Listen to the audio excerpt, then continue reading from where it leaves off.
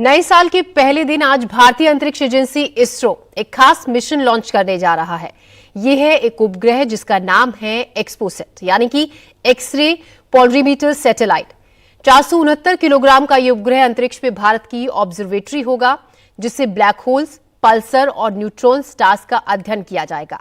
इस मिशन के तहत ये जानने की कोशिश होगी कि तारों का अंत कैसे होता है और अपने अंत के बावजूद वो कैसे चमकते रहते हैं। जी हां, तारे भी मरते हैं और आज से 5 अरब साल बाद हमारा सबसे करीब का तारा यानी कि हमारे सूर्य का भी अंत होना तय है।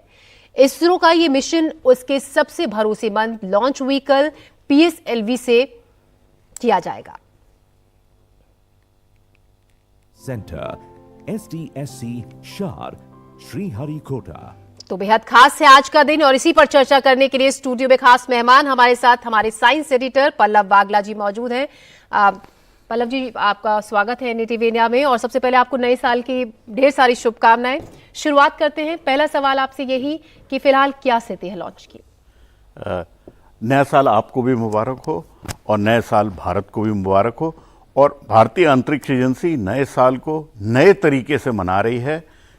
यूनिवर्स को एक्सप्लोर करने के लिए पहला भारत का सैटेलाइट एक्सपोसैट इस वक्त श्रीहरिकोटा में पोलर सैटेलाइट लॉन्च व्हीकल से लॉन्च करने के लिए तैयार है। मुझे बताया गया कि सब कुछ तैयारियां पूरी हैं और 9:10 पे जैसे तय था उस वक्त प्रक्षेपण किया जाएगा। और ये सैटेलाइट बहुत खास है, जैसे आपने भी कहा कि ये न्यूट्रॉन स्टार्स और ब्लैक होल्स की स्टडी के लिए है। एक तरफ वैज्ञानिक समझना चाहते हैं कि यूनिवर्स किस तरह से पैदा हुआ और दूसरी तरफ समझने की कोशिश है कि अंत में क्या होता है। तो स्टार्स की जब डेथ होती है, और हाँ, स्टार्स की भी डेथ होती है आपकी और हमारी तरह, तब उसके बाद स्टार्स में क्या होता है उसको खासकर समझने के लिए इसरो का ये बड़ा खास मिशन है। इससे पहले इस तरह का एक सैटेलाइट केवल नासा ने भेजा था, उसके बाद ये दूसरा सैटेलाइट है जो भारत भेज रहा है।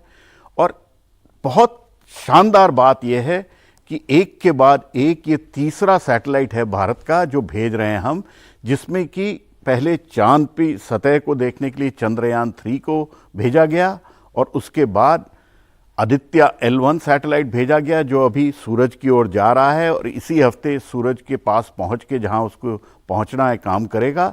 और ये एक्सपोसैट अपने तरह का एक बड़ा यूनिक सैटेलाइट है। इसके साथ साथ इस मिशन में एक और खास बात है कि इसरो एक पोएम भी लिख रहा है अंतरिक्ष में, उसकी चर्चा अभी करते हैं। बिल्कुल, वो पोएम के बारे में तो हम जानेंगे पल्लव जी। पोएम, क्योंकि पोएम से एकदम जहन में बात ये आती है क्या कोई कविता है, लेकिन मैं चाहूंगी आप आसान शब्दों में अगर हमारे दर्शकों को समझा पाए कि कितना अहम आज का ये दिन है और ये जो सैटेलाइट को लॉन्च किया जाएगा, आसान शब्दों में आप हमारे दर्शकों को समझाएं, क्योंकि बहुत टाइम से इसकी तैयारी की जा रही थी और आज लॉन्चिंग का दिन इसका है। जी, 10 साल से करीब इस एक्सपोसैट की तैयारी चल रही थी। वैज्ञानिक मिशन है, इसमें कोई टाइमलाइन ऐसी खास नहीं होती कि आज छोड़ने की ज़रूरत है। वो सिक्योरिटी और सेफ्टी वाले जो मिशन होते हैं हमारे स्पाई सैटेलाइट, उनमें डेडलाइन की बहुत ज़रूरत होती है। इसमें इतनी देर 10 साल लगे बनाने में, लेकिन देखिए दुनिया में दूसरा ही सैटेलाइट है उस किस्म का। और जैसे आपने पूछा ये पोएम क्या है, ये जो polar satellite launch vehicle rocket है, इसकी चौथी चरण को एक स्काई लैब या एक नॉन ह्यूमन स्पेस स्टेशन की तरह यूज़ करके कुछ एक्सपेरिमेंट करेगा इसरो।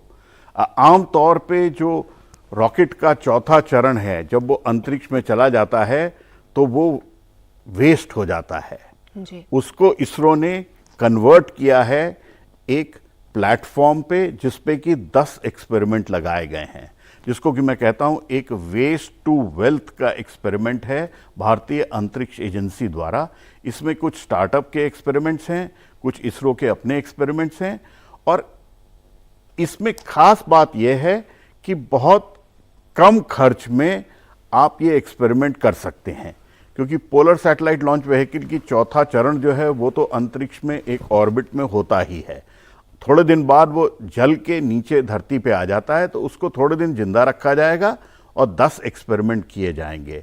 तो कहीं ना कहीं नए साल में एक नई सोच है कि अंतरिक्ष में कचरा कम से कम हो और उसको किस तरह से यूज करा जा सके, कोई वैल्यू एडिशन हो सके। तो एक्सपोसैट तो अपने में यूनिक है ही, और ये जो एक्सपेरिमेंट है पोएम वाला, ये भी अपने में भारतीय अंतरिक्ष एजेंसी द्वारा एक यूनिक एक्सपेरिमेंट करेंगे, जिसमें कि 10 अलग अलग एक्सपेरिमेंट भारत के स्टार्टअप्स और अलग अलग एजेंसीज कर रही हैं। उसमें एक विमेन लेड इनिशिएटिव भी है। पल्लव जी, जिस तरीके से, तो ये कहना गलत नहीं होगा, हमेशा से भारत नासा बहुत कम संसाधनों में अपने मिशन को आगे बढ़ाता है, और जैसा इसमें आप बता भी रहे हैं कि 10 स्टार्टअप के तौर पर अलग अलग तरीके से किया जाएगा। ये विमेन वाला क्या पॉइंट है, इसके बारे में आप हमें बताएं। जी, देखिए, तिरुवनंतपुरम के एक इंस्टीट्यूट की लेडीज और स्टूडेंट्स ने मिलके एक पेलोड बनाया है, जिससे क्लाइमेट चेंज और यूवी रेडिएशन के बारे में स्टडीज करी जाएंगी, और इसको वो पोएम वाला जो पार्ट है उस पे अकोमोडेट किया गया है। इसको सैटेलाइट कहना तो गलत होगा, क्योंकि ये पेलोड है और ये पूरी तरह से विमेन लेड इनिशिएटिव है, तभी इसका नाम विमेन लेड सैटेलाइट भी बोला जा रहा है। और ये पहली बार ही इस तरह से विमेन लेड इनिशिएटिव है जो कि अंतरिक्ष में भेजा जाएगा। तिरुवनंतपुरम के लाल बहादुर शास्त्री इंस्टीट्यूट की छात्राओं ने इसको बनाया है, और वो बड़े तैयारी से श्रीहरिकोटा पे वेट करेंगी कि उनका जो बनाया हुआ इंस्ट्रूमेंट है वो अंतरिक्ष में जाए और काम करे।